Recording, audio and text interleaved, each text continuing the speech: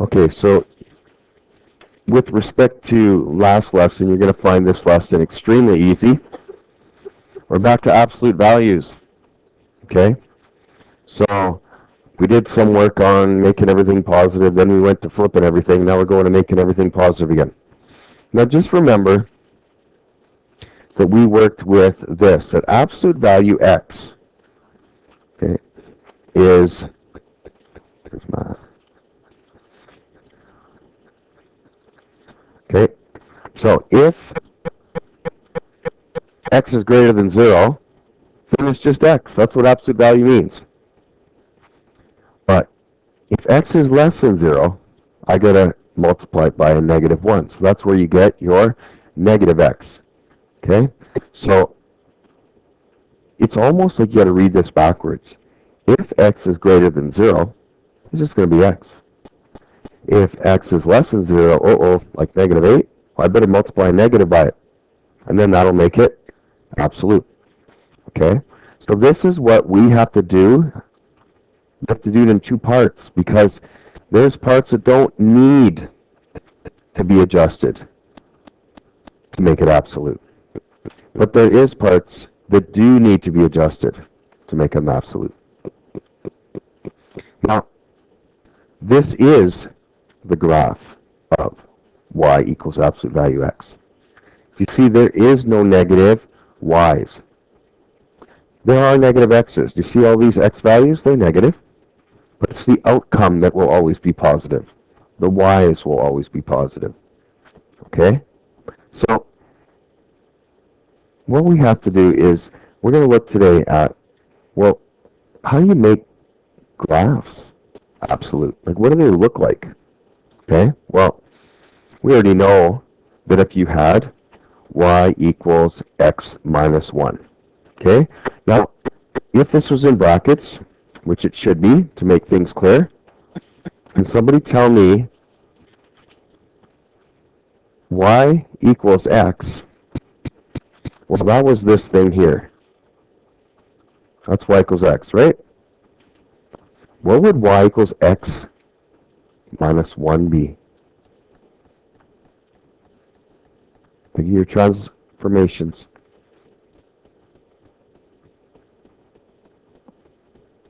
X minus 1.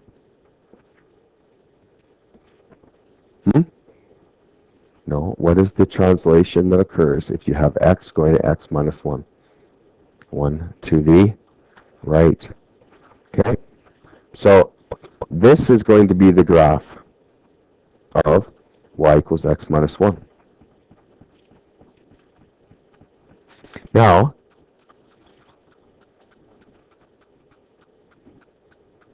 what would be the graph of y equals absolute value x minus 1? Well, whatever is going on, the outcome, the answers cannot be less than 0, can they? But all you do is you take this and you reflect it on the x-axis. So the x-axis turns out to be just like a mirror. Actually, I don't want it that big. Okay, here's your mirror. So anything that's below the mirror has to get reflected up. Okay, so what would that look like? It would look like this.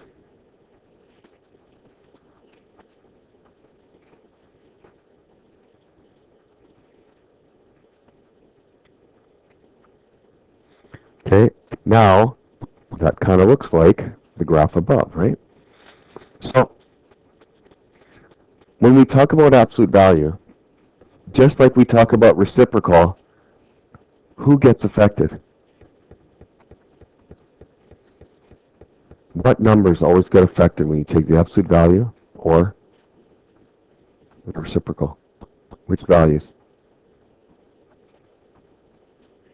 X or Y? Y. See how the Y's all changed? Did any X's change? No.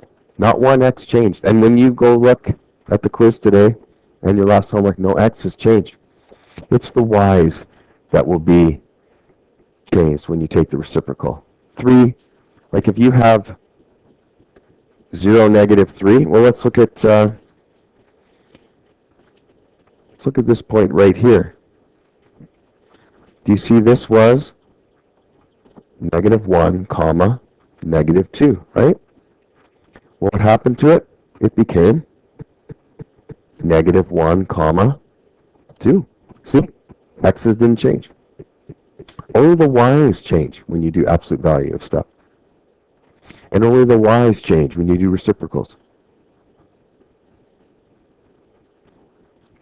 You have a question? Right? Sure.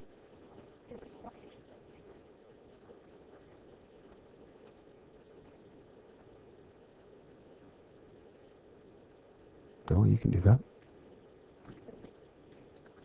Not for reciprocals. Okay, reciprocals they can't. Absolute, that's exactly what we're doing. Changing all the negatives into positives. Okay? See how things are getting jumbled a bit? And they're doing that. You walked around today, like I did, a lot of everybody's quizzes, things are getting jumbled, right?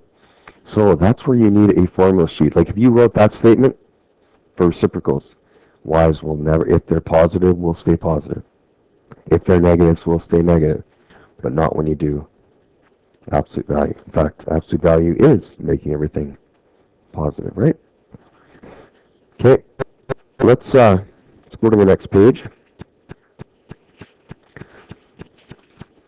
Now, look at this graph. If I was to do the absolute value of this graph, what would not change? The x's, and what else will not change on this one? Look at A. The y-intercept won't change. But what part of this graph will not change if I was to do absolute value on it? Anything that has positive y's right now. Do you see that if you were to do the absolute value on this graph,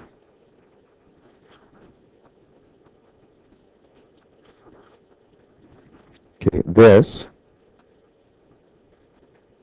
would be unaffected. Because aren't all those y's positive already? So if you do the absolute value, that doesn't make them negative. This isn't a flip. But what's going to happen is this stuff has to get flipped up, right?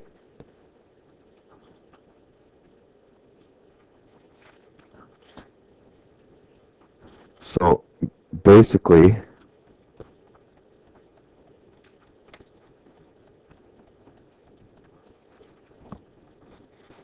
does that make sense? See how there's no negative y's on my new graph. Remember the y's. They're over here. Remember these guys? These are y's. Like say this is 4, and like let's say this is negative 2. Let's talk about f of x. Okay? The black graph. What was the domain of the original graph?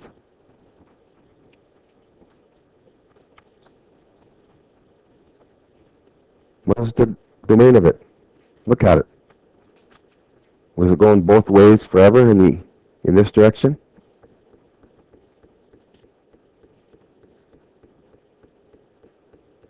Yes. So what would be the domain? X in the reals, right? What would be the range? Yep. So y would have to be less than or equal to 4 and greater or equal to negative 2.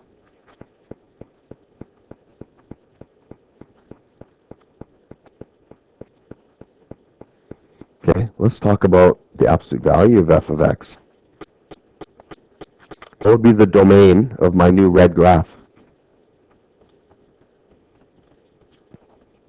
X in the reals, right? Kind of follows what I just said. X's don't change. What happened to the range?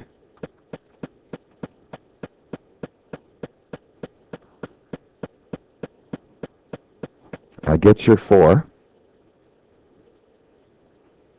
It would be 0, wouldn't it? It actually goes down to 0 and then back up, right? But that would be a good distractor in the multiple choice. I'd get people on multiple choice on that one. Now, if I was to just ask you in the multiple choice, okay, what would be, if I said, what would be the absolute value of this point? What's the absolute value of that point? -2, 4. Guess which question would be the best distractor? What would you put, guys? 2, 4. This would be the best distractor, right? And a distractor is a wrong answer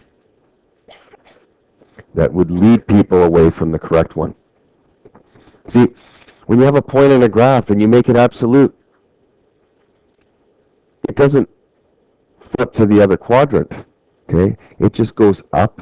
It reflects on the x-axis, okay? So, but what reflects on the x-axis? Anything that was below it. So, you know, so basically absolute value is anything below x-axis gets reflected.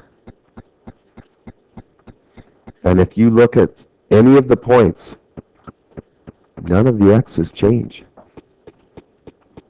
Like, you know, -5, -2 went to -5, 2.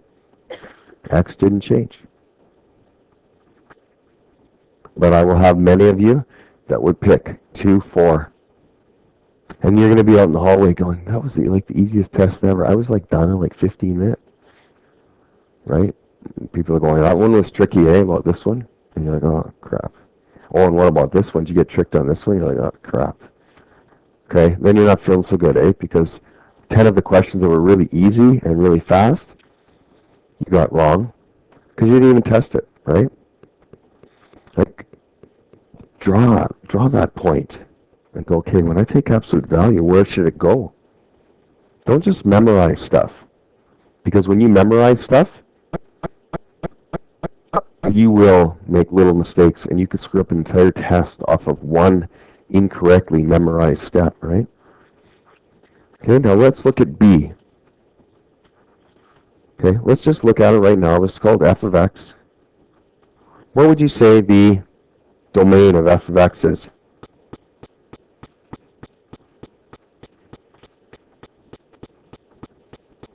X in the reals. How about the range? Y is less than or equal to -1. Okay, we're in agreement there? Okay, draw the absolute value of that graph.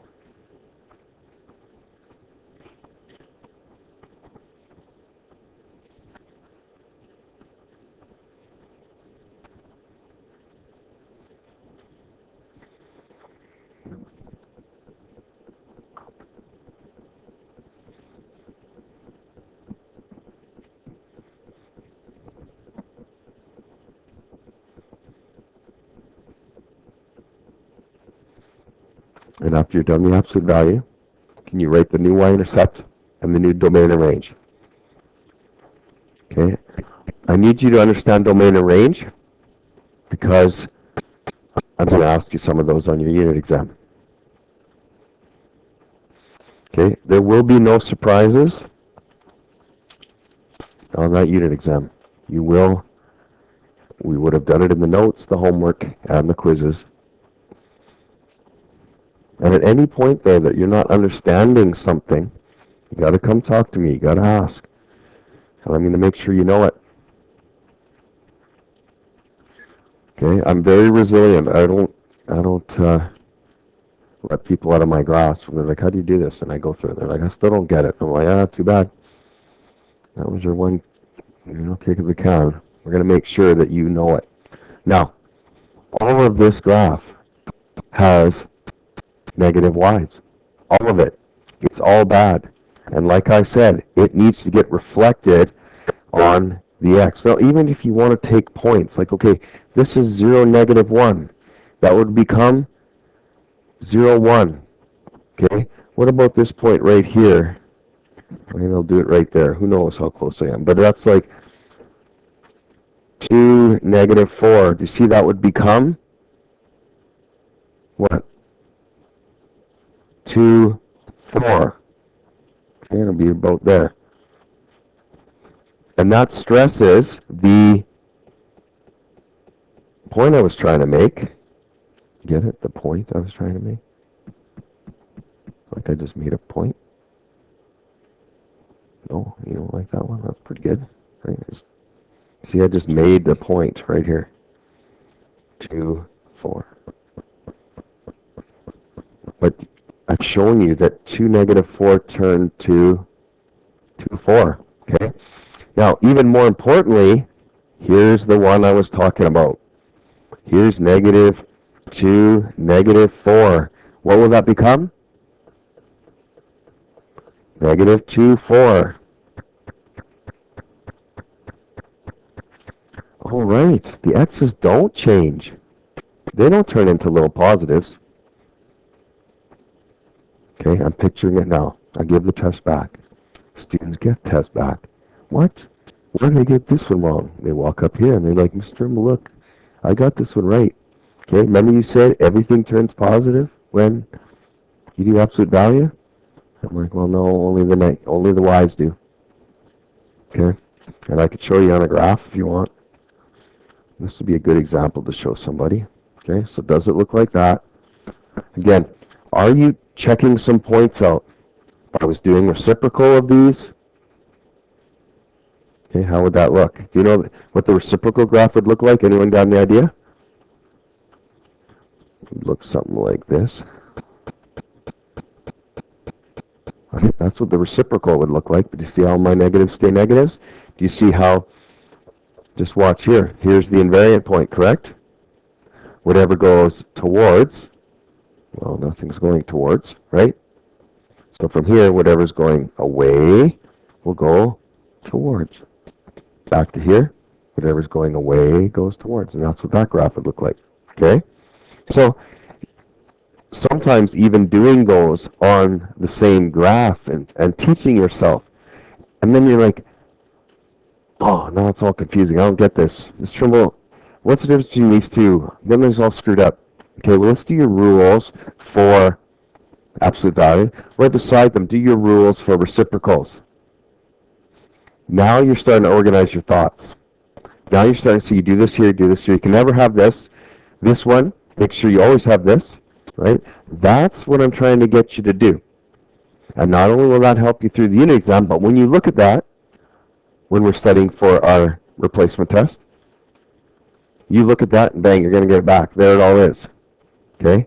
It's not new information. You already you already went through it, right? You already learned a test on it, did a quiz on it. You remember writing it down.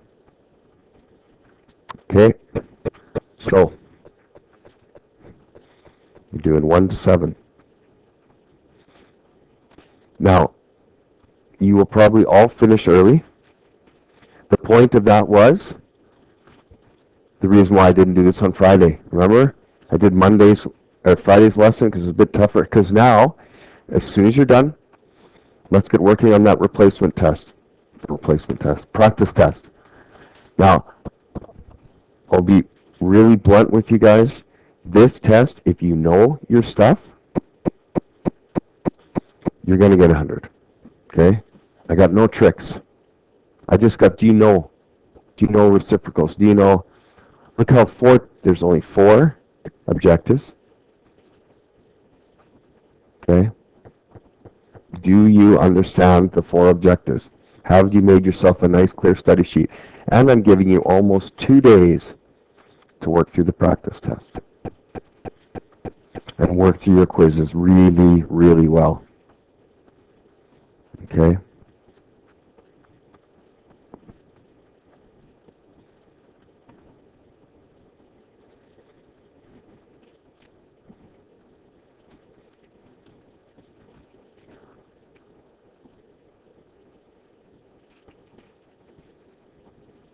Okay, and keep an eye on the solutions when you're doing these.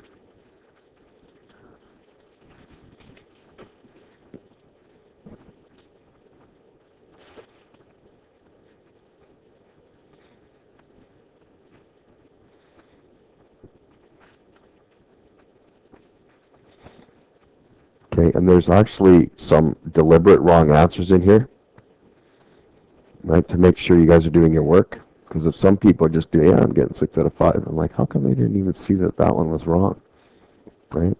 It's weird. The first class, sometimes no one will see it. Second class, I get question after question.